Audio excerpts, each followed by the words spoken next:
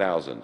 And the claim that 50,000 tweets celebrating Cox's death or praising her killer, that all was in the first line of the press release that they sent out. So there's no doubt that Hope Not Hate, an organisation who were fanatically for Remain, and who, I have to say, whenever I meet them, appear to be very filled with hatred themselves.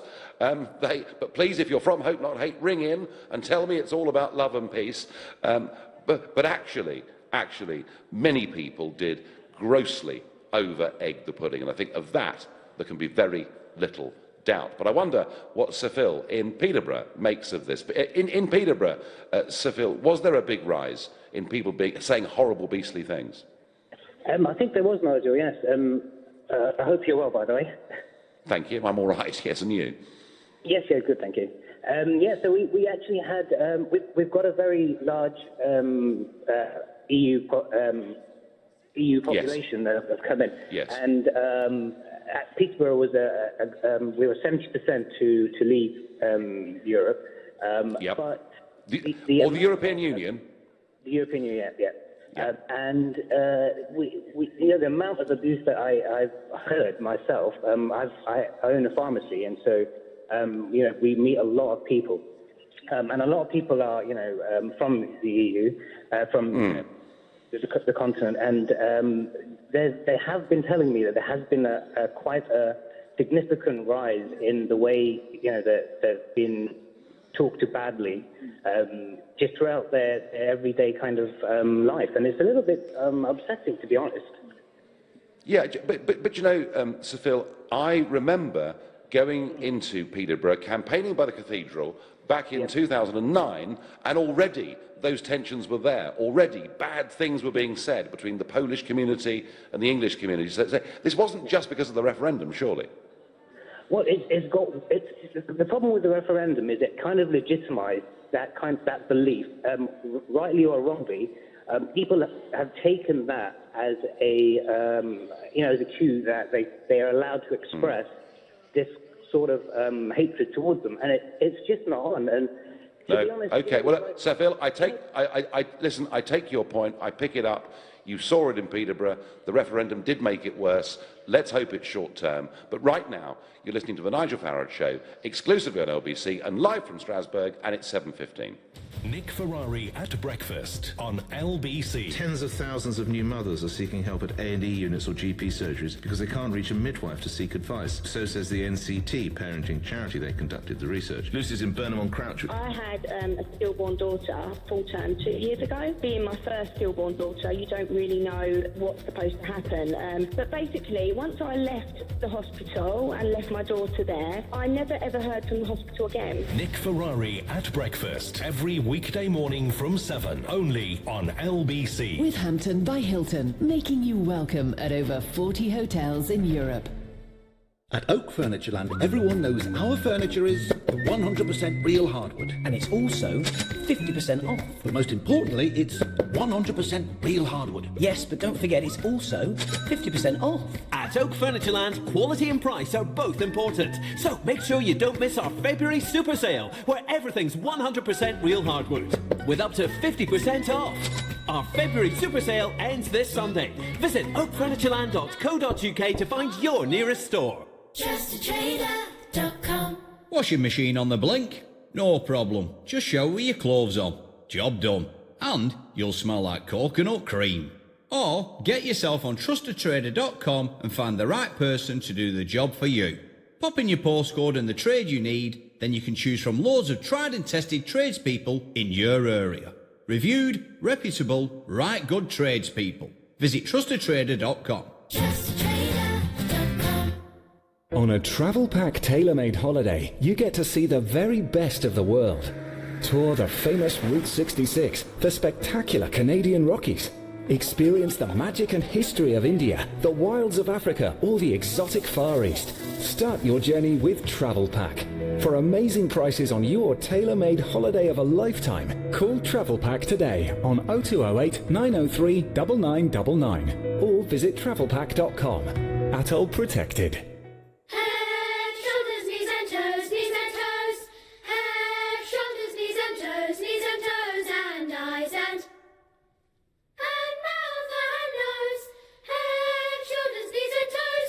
ears. You already get your eyes and teeth checked. Why leave out your ears? They're just as important. So, if you've noticed a change in your hearing recently, come and see how well you're hearing for free at Boots. Boots, let's feel good. 1 free hearing check per year, over 18s only. Do you have a pension? Maybe you've got more than one. How do you know if they're in the right pension funds, making as much money as possible for your retirement? Answer is, you probably don't. At the Pension Works, our fully qualified independent financial advisors could add instant value to your retirement fund. Simply text the word YES to 83222 for your free Pension Works health check. That's YES to 83222 today. Your pensions working harder with the Pension Works. What is the longest tube on the London Underground? What is the collective name for a group of bears? What did Queen Victoria ban from her own funeral? If you know, you have exceptional general knowledge. But at Hiscox, our insurance experts have chosen small business as their specialist subject. That's why more than 200,000 UK businesses rely on us to help provide the right cover. Hiscox, business insurance for the small and the brave. Oh, and in case you were wondering, A, the central line, B, a sleuth of bears, C, the colour black. This is LBC, live from Strasbourg, the Nigel Farage Show. Call 0345 6060 973. Text 84850. Tweet at LBC using the hashtag Farage on LBC. Well, before the break, Sir Phil, our pharmacist from Peterborough, said that he had seen a rise in unpleasant things being said in Peterborough, a city in which tensions had already been high for many, many years, particularly between a very large Polish group of people and the local resident population. But the question is not were things said in the heat of the moment. The question is, has it been exaggerated that there's been some huge spike in hate crime? And your texts and tweets coming in, of course not. The referendum didn't change people's opinions. Those opinions would have remained whether it was an in or out. Same levels occurring. It was probably just reported more as it was hyped up at the time, and that's from Bertie. Nigel, I have no doubt there has been a huge increase in the reported number of hate incidents. I also have no doubt that 99% have been reported by Remainers, and that's come in anonymously. Mr Farage, we have had hate crime before we voted leave. Of course we have. So they are bound to blame Brexit. I think Brexit will get blamed for everything as time goes on. And that's Kathy in Southampton. Natasha says on Facebook, hate crime is what the left media wants it to be called. Everyone has the right to express their likes and dislikes without being tagged racist. And Phil Martin says, the ones who commit the most hate crimes are the ones who claim to be the most tolerant. Well, Phil Martin, let me tell you my experience of what this country has been like since that vote on June the 23rd. On the 24th at lunchtime, I went to, about midday it was, and what was there to do at midday? We just won a referendum, but to go to the Marquis of Granby in Westminster. And I had to be hustled out of there very, very quickly. So threatening, aggressive were people who'd been on the Remain side. I thought perhaps that was just a sort of short-term thing. Actually, what I saw was a most extraordinary level of intolerance, aggression, abuse, threats, and that's just walking down the street, let alone the death threats and goodness knows what else that have happened online. And I'm not alone. There are Tory MPs, there are Labour MPs, and please, if you are an MP that was on the Leave side and you've seen this, then please do call in and share this. Actually, all these organisations who say they're about love and everything else seem to have a total hatred of those with a different opinion, so much so they don't think we're even entitled to have the view. I mean, goodness me, they've even called us racists for daring to discuss controlling immigration. So I have to say that, I do take what Sir Phil, our pharmacist from Peterborough, says. I'm certain that in the few days that followed that referendum, things were said that shouldn't have been. But my point, folks, is things were said on both sides that shouldn't have been. Of that, I'm certain. I know. I've been on the sharp end of it myself. And I think the idea that because we voted Brexit, that somehow the Leave campaigners had whipped up this feeling in the country. I did not hear a single person that was advocating Leave on radio, on telly, in a newspaper, online, saying the reason we must do this is because we hate all of these people coming in from the rest of the European Union. I think the whole thing has been grossly exaggerated. That's my view. I wonder what Anthony in Enfield thinks. What's your view, Anthony? Hi, Nigel. Good evening. Hi. Nigel, you just spoke about your experiences in regards to being on the bad end of death threats and that sort of thing. And some people may say that perhaps you put yourself in that position, which I don't agree, because no one should experience such behaviour. But some people may argue that you put yourself in that position due to you being such a controversial character. But I'd like you to think about one thing for a moment. Yeah? Yep. Some people have never put themselves in that position. It may just be because they look different from the indigenous, and therefore they may court behaviour that you have just mentioned in terms of yourself, which I deem as unacceptable. But I also think you're a hypocrite, Nigel. And you do lead people. Yeah, you're very smart in terms of leading questions, and you steer people in terms of how you see the world, which I think you're a very, very dangerous individual. But I will say to you, pot and kettle comes to mind. Yeah, and you talk about over-egging the cake, and you talk about exaggeration or being grossly exaggerated. Yep. That makes no difference. The fact that there has been an increase, which I'm sure that you wouldn't disagree with that. Yeah, we can always argue the numbers, but there has been an increase. Yeah, and that increase can be pinpointed from that time of Brexit. Now, you did something very irresponsible in terms of the lead-up to the vote in terms of the referendum, which was to show a poster, which I think someone in your position, which can, you've got airtime on the TV and on the radio and LBC and so forth, yeah, which was very irresponsible to show that poster that you did. And I don't know if you're man enough to admit that perhaps that was not the right thing to have done at the time, and that would feed into people's fears. So what we're seeing at the moment is we're seeing this polarisation that you're either extreme left or you're either extreme right. But it's leaders and people like yourself that people will look to for guidance. So when they see the world is falling apart, when they see that perhaps their economy, local economy, the country's economy, perhaps isn't where they want it to be, then that's a very, very, very dangerous situation that we're in, as we saw when Hitler came to power, and he wasn't popular at first, as you know, and we know what happened in the German economy, and what he then was in terms of his... I don't think, Anthony, come on, hang on a sec. I've listened very carefully to all the points you've made. When you start talking about Hitler, then I think you're over-egging the pudding in quite a big way. You say that I'm controversial. Well, I'm not sure I'm that controversial. All I've ever said is we should govern our own country, make our own laws, control our own borders, and re-engage with countries around the world like the Commonwealth. Fascinatingly, Anthony, virtually everything I've been saying for 20 years is now being said, let's hope it gets done, but is being said by the Prime Minister. So maybe she now is a controversial figure that will attract hate for saying the same things that I said. As far as that poster was concerned, Anthony, I launched that poster because it was about Angela Merkel. It was about Merkel's madness, which, by the way, she's U-turned on this week, of saying to people, anyone can come.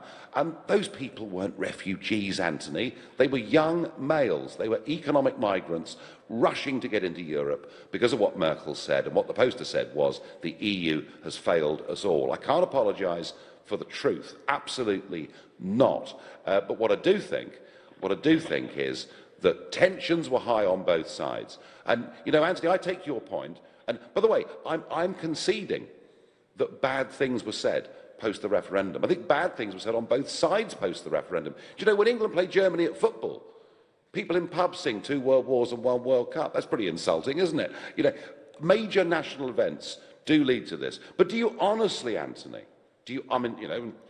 tell me, do you really think that people like me or Boris Johnson stirred up hatred in our Leave campaign? Hello, Anthony. Oh, sorry, you still there? Sorry, I'm asking you. Did we stir up? Sorry. Anthony, I'm going to have to go up with you, mate. Sorry, we've given it our best shot there. I'm going to go to Tim in Chesterfield. Tim, did the Leave campaign stir up hatred in people? Did that lead to a rise in a huge spike in hate crime immediately afterwards? Yes. Okay, go on, tell me why. Because you exist. All right. Well, we've really really hit the peaks here, haven't we? So we'll move on to Webby in Stockport. Webby, what's your experience in Stockport? What was it like in Stockport after the referendum result? Hi, Nigel. To be honest, the hate, crime and racism has always existed in this country, even before the referendum. However, since it has increased, I think it has gave them, as the other guy was saying, is like something. It has like give them a freedom to be more racist and more hating other races, other communities. I myself experienced my car being vandalized 3 times. Yeah. Without talking about there was abuse messages on Facebook and on social media. So I believe it has massively increased. And the bigger question is, what is the government doing about it? And what the police are doing about it? Well, maybe the good news is that even if that, and look, no one doubts there was an increase, but I'm making the point very strongly in this part of the programme that actually Leave campaigners received the most and continue to receive the most extraordinary abuse. The good news, Webby, of course, is the police do say those figures are now tailing off, so maybe that's a good thing. But I would just say this to you. You said that, you know, there'd been a lot of hatred and racism in this country way before the referendum had even been called. And that's undoubtedly true. But let me tell you this, after my experience of 19 years working in Europe itself, I think that we have always been and continue to be the most tolerant country in Europe. And last night on the show, Webby, I talked about this big Chatham House poll, talking about attitudes towards immigration. And there were fewer people in Britain that wanted to ban people coming from Muslim countries than any of the other European countries. No country is perfect, Webby. I'm sorry that your car has been vandalised and you've had a bad time, but I do not think there has been a massive spike in hate crimes because of that referendum. You're listening to the Nigel Farage Show, exclusively on LBC, live from Strasbourg. It's 7:30 and time for the news with Rupert Bartier. President Trump has told the Israeli Prime Minister to hold off on building new settlements on the West Bank. He's been meeting Benjamin Netanyahu at the White House and is urging both Israel and the Palestinians to show flexibility if there's to be a meaningful peace deal. Leading figures in the Church of England have voted to reject a controversial report on same-sex marriage. It called for a fresh tone towards gay people, but not a change in the Church's opposition to same-sex marriage. And thousands of Tata Steel workers have agreed to changes in their pensions to safeguard jobs and guarantee investment in Britain, but the agreement means their pensions will be less generous. LBC weather. A mix of cloud, wind and rain into the evening, a low of 5 Celsius. Showers and sunny spells tomorrow, a high of 13 degrees. LBC Travel. Good evening, I'm Andy Lake. Well, still very slow on parts of the M25 this evening. First of all, it's slow coming both ways between 11 for Chertsey and 15 for the M4. Anti-clockwise also heavy between 9 for Leatherhead and 6 for Godstone. That's not been helped by an accident earlier on. The A2 is queuing heading out of London from just after the Blackwall Tunnel to the Eltham Tunnel after an accident and a breakdown on the opposite side. In Croydon, Wellesley Road still suffering long delays northbound between the Croydon Underpass and Bedford Park heading into the roadworks there. The North Circular has delays eastbound between the High Road in East Finchley and the Clockhouse interchange in Palmer's Green. That's not been helped by roadworks in Bounds Green. Also queues on the North Circular westbound between the Cricket Bullet interchange in Walthamstow and the 4th Street Tunnel in Edmonton after an accident there. In Worcestershire, the M5 is queuing northbound between junction 4A for the M42 and 3 for Birmingham. There was a collision earlier. A lane still closed as the barrier repairs continue. Coming the other way, also still slow. For more real-time traffic updates, go to lbc.co.uk. This is LBC. Now, the following information will only be of interest to more successful investors. I thought that might include you. You're obviously someone with a great track record and excellent liquidity who could be drawn in by the flattery of an investment scammer. At the Financial Conduct Authority, we're committed to keeping you safe. So if you've been offered an unsolicited investment opportunity, be a scam-smart investor and check the FCA warning list of firms to avoid at fca.org.uk/scamsmart. Ladies and gentlemen, welcome on board. KLM Royal Dutch Airlines is pleased to announce imminent departures from London City Airport. Booking a business trip or the dream holiday? KLM has started its own services from London City Airport, flying you from the heart of London to Amsterdam and the world. Tokyo, Shanghai, Lagos, Dubai, and many more. Book now at klm.com. Sit back, relax, and enjoy your flight. Do you have a pension? Maybe you've got more than one. How do you know if they're in the right pension funds, making as much money as possible for your retirement? Answer is, you probably don't. At the Pension Works, our fully qualified independent financial advisors could add instant value to your retirement fund. Simply text the word yes to 83222 for your free Pension Works health check. That's yes to 83222 today. Your pensions working harder with the Pension Works. An amazing kitchen, an amazing bathroom, an amazing hallway. At Amazing Tiles, our range of porcelain, ceramic and bespoke tiles can make any home amazing. Right now, buy 5 metres or more of plain tiles and get a third off the retail price. Visit our showroom and warehouse at Park Royal Road, London, or call 0208 83 84 900. Make your home amazing at amazingtiles.com. La La Land is the feel-good film of the year and is now the biggest winner at this year's BAFTAs with an incredible 5 awards, including Best Film, Best Director and Leading Actress Emma Stone. It's very, very exciting. It's sheer perfection. La La Land. Don't miss it on the big screen in cinemas now. Now, someone as discerning as you could be drawn in by the flattery of an investment scammer. Be a scam-smart investor. Check the FCA warning list before investing. This is LBC, live from Strasbourg, the Nigel Farage Show. Call 0345 6060 973. Text 84850. Tweet at LBC using the hashtag Farage on LBC. We're asking ourselves, was this so-called massive surge in hate crime following the Leave vote in the referendum exaggerated, and views coming in on both sides? But one quick stop press. So the European Commission today have issued a report saying it's going to be too complicated, too tricky, too difficult to disengage the United Kingdom from the common fisheries policy. It's too complex. And isn't it interesting that in the government's own white paper, and when Theresa May issued that a couple of weeks back, remember I commented, I said, there's something missing here. It's called fishing. In the government's own white paper, they said this. In 2015, EU vessels caught 683,000 tonnes of fish in UK waters. UK vessels caught 111,000 tonnes of fish in UK waters, with no added comment at all. And the truth comes out today, it's going to be too difficult, and George Eustace, our fisheries minister, says, oh, now we've got Brexit, we can negotiate a better deal with our EU partners. We don't want a better deal with our EU partners. We want to be like Norway, Iceland and normal countries. We want our territorial fishing waters back, Mrs May. And if you don't deliver that, we have not got the Brexit people thought they were voting for.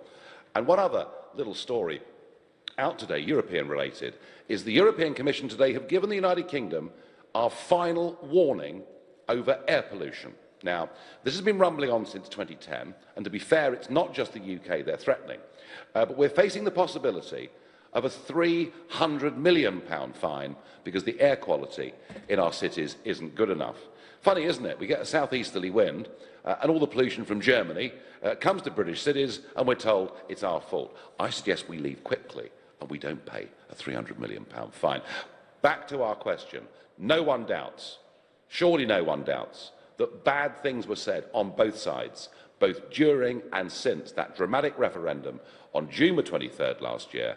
But has there been a dramatic spike in hate crime, or have there just been more crimes reported or incidents reported? And I wonder what Leon in South Norwood makes of this. Leon, good evening.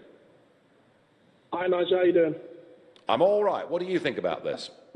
Well, you know, I'll be honest with you. I don't think personally there's been a spike in hate crimes.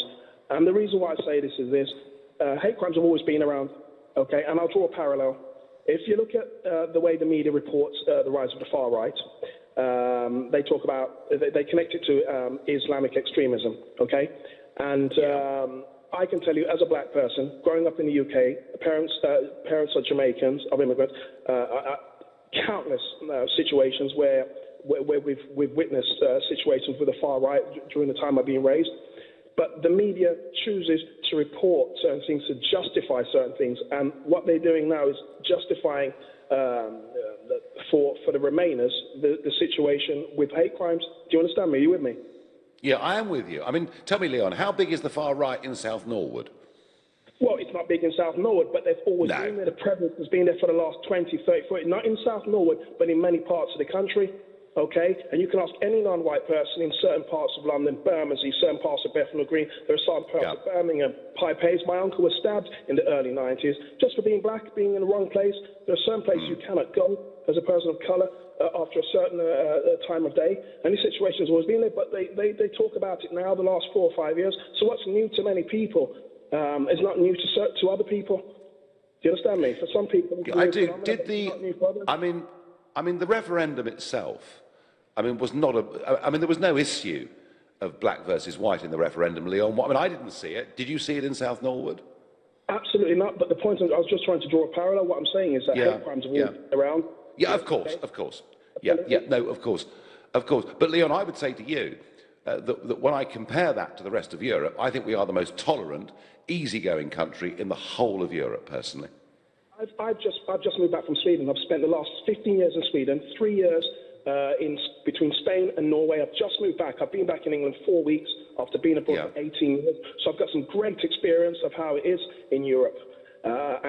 England is absolutely one of the most tolerant countries. And this is one of the reasons I actually moved back, because the thing I love about this country, and I must say, we are probably the only country in the EU or a great part of Europe that does not have a far-right government in the parliamentary system, and that is something that I'm proud of with the UK. Leon, fantastic. You've made that point, and you've got experience of living over Europe. You've made that point beautifully. Thank you. Yes, no country is perfect, but goodness me, we're a damn sight better, I think, than the rest of Europe. I'm going to ask Aftab in Dagenham, did you see a genuine spike in hate speech following that referendum result, Aftab? Hi, Nigel. Yes, I did. I'm astonished that you can even be so dismissive of what is fact, of evidence. I'm not dismissive, Aftab. I'm not dismissive. I'm acknowledging that after a major national event, all sorts of things get said. I'm questioning whether it was this dramatic spike that some people have... Yeah, go on. Yes. Well, the question then is, if given that nothing else changed, and the only thing that was changed was the Brexit vote, what else can you attribute it to other than the fact that it was Brexit and the campaign that was led, and how it emboldened certain people to actually be more vocal with their racism? I mean, I myself personally experienced it. To be so dismissive of that, I don't know how you can say it wasn't attributed to Brexit. It was something else. I don't know. No, please, I'm not being dismissive at all. I've listened to the calls tonight, and I've got my own mailbag as an MEP, and there's no doubt bad things were said. I'm acknowledging that. I suspect, actually, though, what did happen was a lot more hate incidents were reported, and given they can be reported by third parties and not the actual victim themselves, I think perhaps we exaggerated it a bit. That's all I'm saying. I'll pick you up on that. Just because the very fact that you're using the word hate incident, what is being reported is a hate crime. There is a difference. Do you know the difference? Do you know? Yeah, I've got all the definitions here in front of me, and most reports are logged as incidents, but not logged as crimes. Very good. And yet the Press Association reporting a 50% increase in hate crime. Not incident, but a hate crime, which means a crime was committed, which therefore begs the question, if it wasn't Brexit, which emboldened racists or whoever you wish to attribute it to, what was the actual driving factor that we saw this increase? This is simple statistics that we're being discussed here, and I'll leave it for you to answer, to explain that. Well, I think that how we categorise crime, the first caller on tonight said if she has an altercation, a physical altercation with her neighbour, the fact that they come from another part of the world, that could be logged as an altercation, but equally it could be logged as a hate incident stroke crime. So there are lots of ways of defining this. I'm sorry if you took abuse after the referendum, but I honestly, let me ask you this, has it now settled down? Has it settled down? Yeah. Well, in terms of my personal experience, I haven't looked at the stats. Yes, it has. I had a couple of incidents. Thankfully, I haven't experienced it now. But, you know, what we generally see is this tends to happen. We saw it after Brexit, and it emboldens it. The previous time this happened is, would you like to, when the previous time I was involved in a racist incident prior to Brexit, when UKIP were out campaigning, general election 2015. That's the last time. And sadly, that is what happened. As I've explained to many people before, that what it does is embolden certain racists who feel, rightly or wrongly, that this is what UKIP stands for. Well, do you know what? Do you know what, Aftab? Do you know what, Aftab? If it wasn't for UKIP campaigning in Dagenham, it'd be the BNP campaigning in Dagenham, and it's very different. And just one point, that until the police release the information that says each crime is related to Brexit, it's unfair to relate the two, because we just don't know. But Aftab, you put your points emotionally and powerfully and well. And yes, it's interesting, isn't it? Actually, one of the reasons UKIP's taken this abuse is because the BNP have literally just disappeared up their own fundament. Your Facebook messages. Peter Howan says, maybe successive governments are at fault for the state of UK public services. Do you seriously believe it's all due to the immigrants? Get real. Well, Peter, whether we talk about public services or housing, the fact is our population is rising by 500,000 people every single year. Ben Atherton says on Facebook, the lefty Liberals have had it their own way for far too long. Now they are fighting back and they are becoming violent. Well, they're certainly becoming quite aggressive, Ben. Texan tweets, the media operate dual standards. When a foreigner is attacked, it's a hate crime. When a foreigner attacks and even murders, it is not. Dear Nigel, regardless of a spike on hate crime, either way, how much responsibility do you believe public figures should have on either side for the levels of hate crime in the UK today? Joshua in Bournemouth. Joshua, that is a really brilliant question, and I'm going to come back to that in a moment. But right now, you're listening to Nigel Farage, live from here in Strasbourg. The time is 7:45. Coming up at 8 on LBC, Clive Bull. Hate crimes, abuse and name-calling. Do you think the EU referendum has made Britain an angrier, more divided country? Clive Bull on LBC. What is the only bird that can fly backwards? What's the name for a fear of cheese? What are the pieces of paper from a hole punch called? If you know, you have exceptional general knowledge. But at Hiscox, our insurance experts have chosen small business as their specialist subject. That's why more than 200,000 UK businesses rely on us to help provide the right cover. Hiscox, business insurance for the small and the brave. And the answers: A, the hummingbird, B, turophobia, C, chads. On the 25th of October 2016, the government announced Heathrow as its preferred scheme for new airport capacity in the southeast. A national consultation is now underway to discuss what happens next. Go online to find out more. More about what expansion at Heathrow Airport may mean for the United Kingdom as a whole. And more about what it could mean for your own region. And quite simply, to have your say. Search Heathrow Airport expansion. Come and experience Lebanese dining at Marouche Restaurants. Try some of our amazing dishes, kafta dipped in a delicious hummus, or a colourful meze, complemented by a robust Lebanese red. With live music and traditional belly dancing, enjoy an atmosphere to match the food's rich and distinctive flavours. Go to marouche.com to find out more. Marouche Restaurants, the finest Lebanese food across London. At Oak Furnitureland, everyone knows our furniture is 100% real hardwood. And it's also 50% off. But most importantly, it's 100% real hardwood. Yes, but don't forget it's also 50% off. At Oak Furnitureland, quality and price are both important. So make sure you don't miss our February super sale, where everything's 100% real hardwood, with up to 50% off. Our February super sale ends this Sunday. Visit oakfurnitureland.co.uk to find your nearest store. A big night out, a lumpy bed. There are so many things that can keep us awake. But if you can't sleep because you're worried about paying the bills, we can help. Capitalise provides free, impartial and confidential face-to-face support to help people in trouble manage their debt. Find out more at capitalise.org.uk. Buying a new car is so exciting, but at the same time, a bit daunting. Trudging around the dealers, haggling over price, always wondering if you're getting a good deal. But with CarWow, there's none of that. Just select the car you want, and CarWow brings you the best prices from their network of top dealers. All you have to do is choose which one to buy from. It's car buying with you in the driving seat. Search CarWow and try it today. The Nigel Farage Show, live from Strasbourg, only on LBC. A Press Association report today shows that there was a significant, a 50% increase in reported hate crime and incidents in this country following the referendum. The question is it just more reporting, and has the whole thing been somewhat exaggerated? Now, before the break, Joshua asked that question.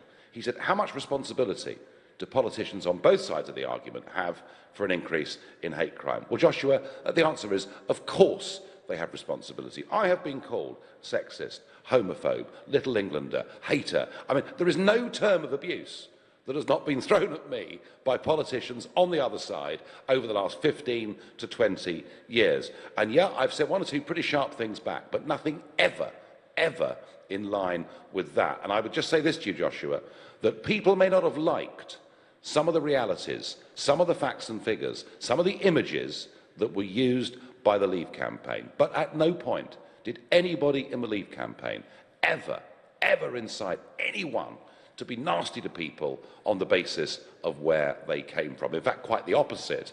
You know, we made the point that if we had back proper border controls, then race relations, which are, by the way, the best in Britain, far better in Britain than the rest of Europe, would improve further still. So, Joshua, politicians do bear responsibility, but I genuinely do not think the Leave campaign opened the door to any of this. Now, interestingly, the one county that saw the biggest increase in reported hate crime was that of Dorset. And our next caller is Edward in Lyme Regis. What is going on, Edward, in Lyme Regis?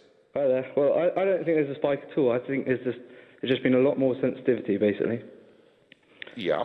I think that I think people always divide. People naturally divide. That's why you have places like Chinatown and things like that, and in big cities. And in difficult times, people naturally split up a bit more, and that is basically it's human nature. So you have to have one culture. You cannot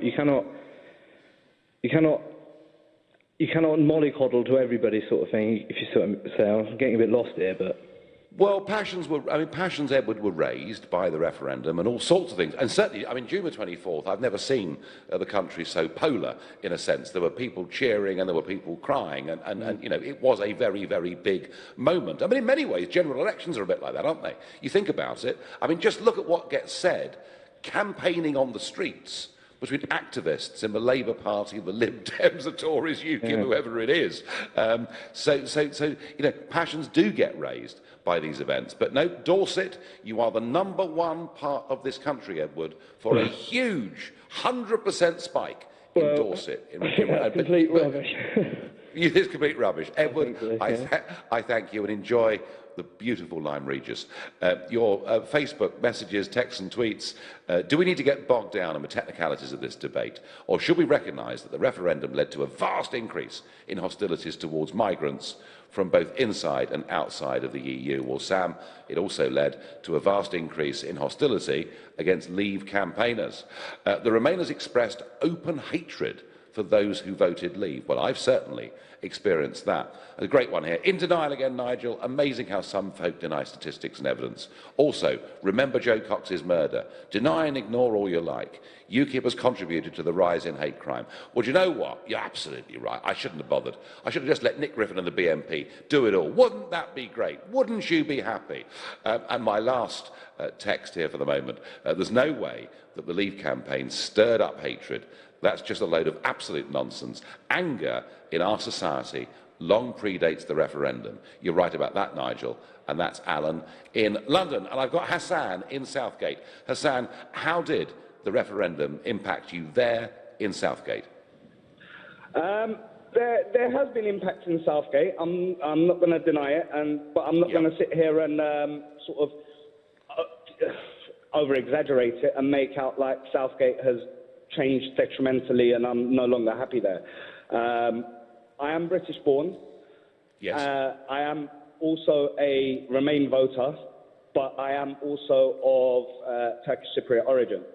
So I do have an obvious Mediterranean look about me. Now, I'm not going to deny it as well. I have faced, let's say, comments that I wouldn't have, I wouldn't necessarily like to make myself about other cultures.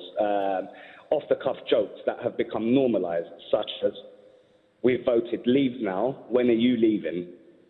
Yeah. Things I'm like sure. that. No, I'm sure that's going on. Yeah. Now, that is going on, and they are... Hassan, is it being...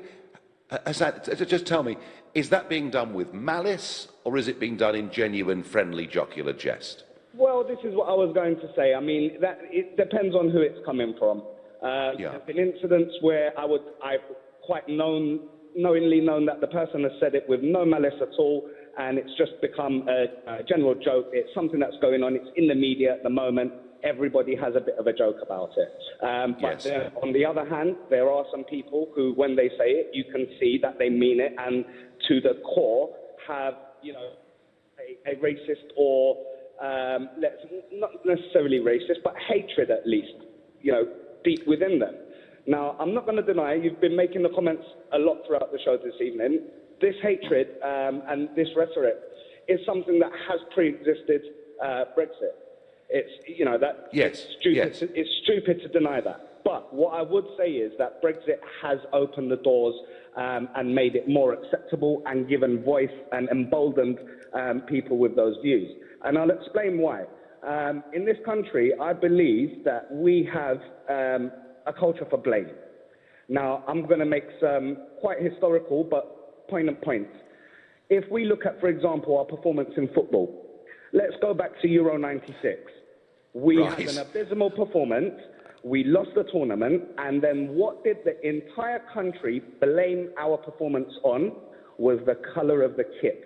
It was a grey colour, and it was said that because the kit was grey and so dull and boring, it was demoralising and took away the, I think, Hassan, with respect, I think we're deviating off the point a bit here, mate. I mean, interesting though it is, but just let me ask you one last quick point, because lots of other people want to get on the line.